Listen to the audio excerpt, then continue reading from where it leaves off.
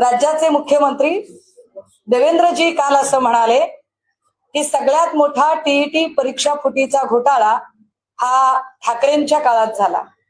कदाचित त्यांच्या स्क्रिप्ट रायटरने मुद्दाम चुकीचं लिहिलं असेल किंवा नकळत चुकीचं लिहिलं असेल किंवा बरोबर लिहिलंय परंतु सीएम साहेबांकडनं चुकीचं वाचन झालं असेल. मी जरा करेक्ट केलं पाहिजे की सगळ्यात मोठा टीईटी पेपर फुटीचा जो घोटाळा होता तो ठाकरेंच्या काळात झाला नाही, ठाकरेंच्या काळात उघडकीस आला. मी पुन्हा एकदा रिपीट करते, हा घोटाळा ठाकरेंच्या काळात उघडकीस आला. तो कसा उघडकीस आला आणि या घोटाळ्याला जबाबदार कोण होतं आणि हा घोटाळा नेमका कधी झाला, कोण कोण होतं या सगळ्या साखळीमध्ये जरा बोललं पाहिजे याच्यावर. मंडळी, 19ला आम्ही सत्तेत आलो. आम्ही सत्तेत आल्यानंतर त्यावेळेला तत्कालीन वैद्यकीय शिक्षण मंत्री राजेश टोपेजी होते, विशेष गृहनिर्माण मंत्री जितेंद्र आव्हाड होते आणि गृहनिर्माण खात्याच्या म्हणजे म्हाडाच्या परीक्षा आल्या. म्हाडाचा पेपर निघाला. पेपर होता 12 डिसेंबर 2021ला आणि त्याच्या आदल्या रात्री पोलिसांना एक टीप मिळाली की म्हाडाचा पेपर फुटलेला आहे. जशी पोलिसांना टीप मिळाली, पोलीस जिथे टीप मिळाली आणि ज्याच्या संबंधाने टीप मिळाली त्याच्यापर्यंत पोहोचले. आता तुम्ही म्हणाल मी हे सगळं सांगते याला आधार काय, हे सगळं कपोलकल्पित असू शकतं. तर मी हे आवर्जून सांगितलं पाहिजे की मी जी माहिती सांगते ती नॅशनल सायबर क्राईम केंद्राचं गृह खातं आणि त्यातली त्यात सायबर नॅशनल सायबर क्राईमच्या वेबसाईटवर त्या वर्षातली सगळ्यात बेस्टेस्ट केस स्टडी म्हणून ज्या केस स्टडीला अपलोड केलेलं आहे ती केस स्टडी मी तुम्हाला सांगते की ही पेपर फुटेच्या संबंधातला सगळ्यात मोठा स्कॅम त्या वर्षीचा बेस्टेस्ट स्कॅम म्हणून झाला होता. आणि या संबंधाने त्या अधिकाऱ्याचं नाव सगळ्यात शेवटी सांगते. ज्या अधिकाऱ्याने ही सगळी केस स्टडी केली होती, 12 डिसेंबरच्या आदल्या रात्री कळलं, 11 डिसेंबरला कळलं, 11 डिसेंबरला संबंधित माणसापर्यंत पोहोचले. त्याचं नाव होतं प्रितीश देशमुख. प्रितीश देशमुख हा रेड हँड सापडला. तिथे तो त्याच्या पेन ड्राईव्ह मधनं आणि मोबाईल मधनं तो पेपर वाटत होता, पेपर देत होता लोकांना. ह्याच्या सगळ्या संबंधाने आधी जी माहिती कळली होती ती एका टेलिग्राम ग्रुपवर विद्यार्थ्यांनी शेअर केली की अरे असा असा एक पेपर फिरत आहे आणि याचा तपास करता करता ही टिप मिळाली. तिथपर्यंत पोलीस पोहोचले. कोण आहे प्रितीश देशमुख? तर प्रितीश देशमुख हा जीए सॉफ्टवेअर कंपनीचा मालक. जीए सॉफ्टवेअर कंपनी जिचं मूळ ऑफिस बेंगलोर कर्नाटकामध्ये. या जीए सॉफ्टवेअर कंपनीला कर्नाटक सरकारने बॅन केलं पण या कंपनीला महाराष्ट्र सरकारने टेंडर दिलं. टेंडर कधी दिलंय? टेंडर 2016 मध्ये दिले. फार विशेष आहे. 2016 मध्ये टेंडर दिलं. त्यावेळेला शालेय शिक्षण आणि क्रीडा मंत्री कोण होते? विनोद तावडे साहेब होते. आता मी तावडे साहेबांची डिग्री, संत ज्ञानेश्वर विद्यापीठ, इलेक्ट्रॉनिक्स इंजिनियरच्या फेक डिग्रीचा वाद याच्यात अजिबात जाणार नाही. मला विषय डायव्हर्ट करायचा नाही. मी त्याच्यातही जाऊ शकतो पण मला विषय डायव्हर्ट करायचा नाही. तर विनोद तावडे साहेबांच्या काळात प्रितीश देशमुखला हे सगळं टेंडर मिळालं होतं आणि प्रितीश देशमुख ज्याला जीए सॉफ्टवेअर कंपनीच्या मालकाला टेंडर मिळालं तोच पेपर फोडत होता.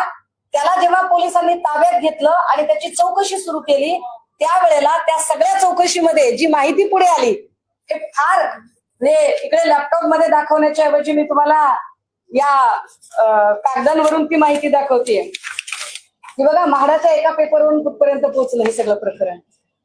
जेव्हा त्याला ताब्यात घेतलं तेव्हा त्याने सांगितलं की मी एकटा नाही, मग याच्यात 14 एजंट आहेत. 14 एजंट शोधून काढले गेले.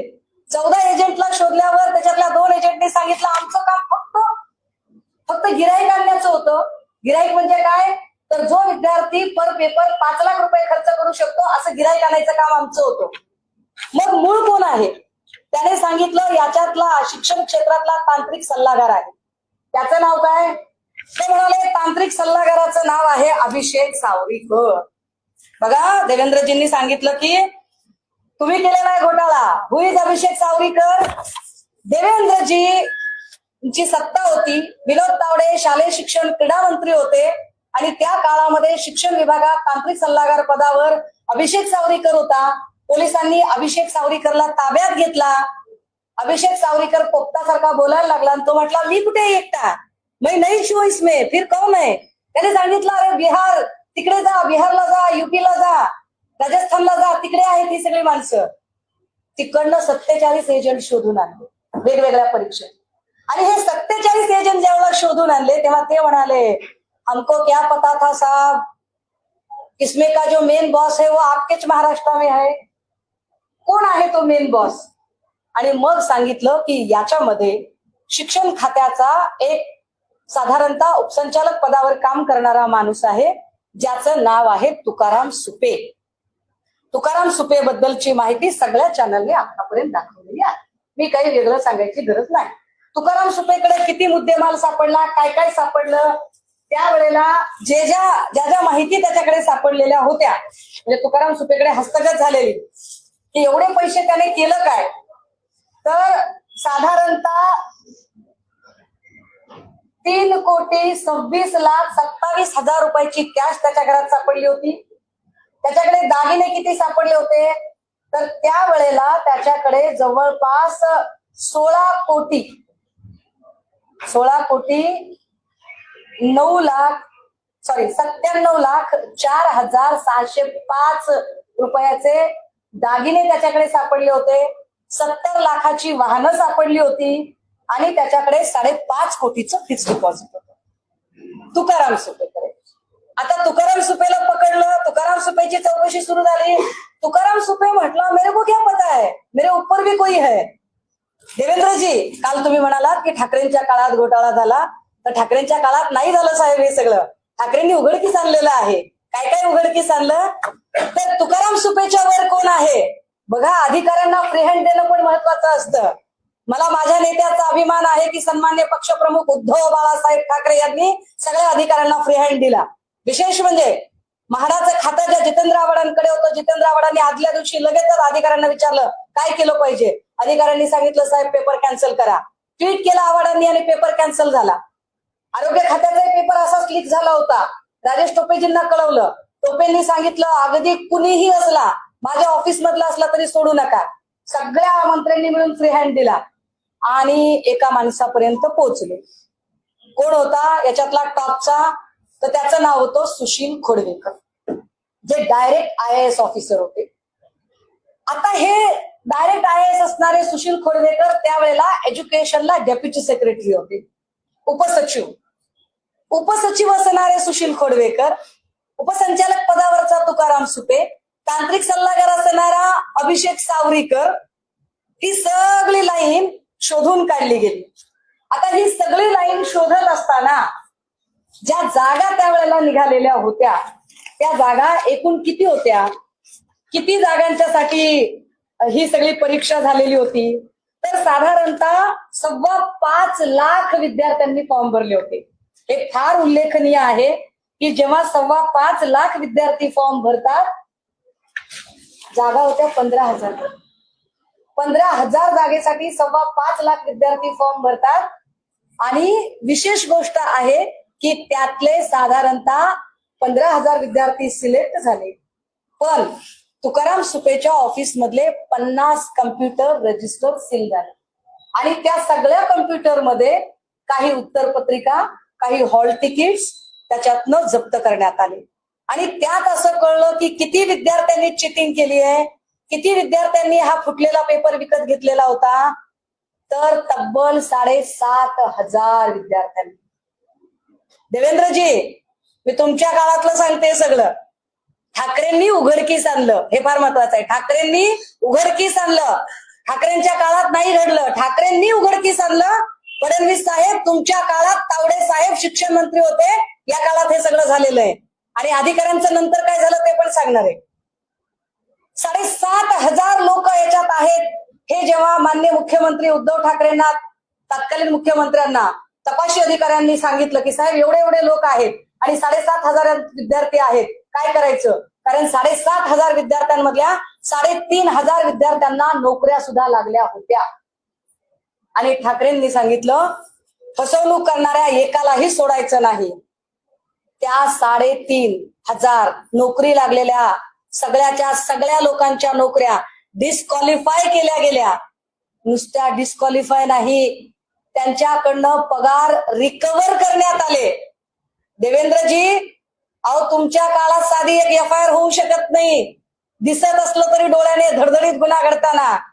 माझा नेता किती पारदर्शक आहे, माझा नेता किती प्रामाणिक आहे की सन्माननीय पक्षप्रमुख उद्धव बाळासाहेब ठाकरे यांनी आपल्या पक्षातल्या सत्तेवर असलेल्या मंत्री पदावर असलेल्या माणसाला सुद्धा सोडलं नाही. कारण या 3,500 लोकांमध्ये ज्यांना नोकरी लागली होती त्यात एक होती मंत्री अब्दुल सत्तार यांची मुलगी, आणि तिलाही सोडलं नाही. आणि अब्दुल सत्तारांच्या पोरीला सुद्धा ब्लॅकलिस्टेड केलं गेलं आणि तिच्या सुद्धा नोकरीवर गदा आली. हा पारदर्शक व्यवहार केला तो माझ्या नेत्याने केला. देवेंद्रजी, हे गट्स तुमच्यात नाहीये. इतकं सत्य आणि इतकं पारदर्शी तुम्ही वागू शकत नाही. तुम्ही काय केलं? काल तुम्ही म्हणालात की ठाकरेंनी पेपर फुटीचा घोटाळा नाही, ठाकरेंनी घोटाळा उघडकीस आणला. पण त्यानंतर तुम्ही काय केलं साहेब?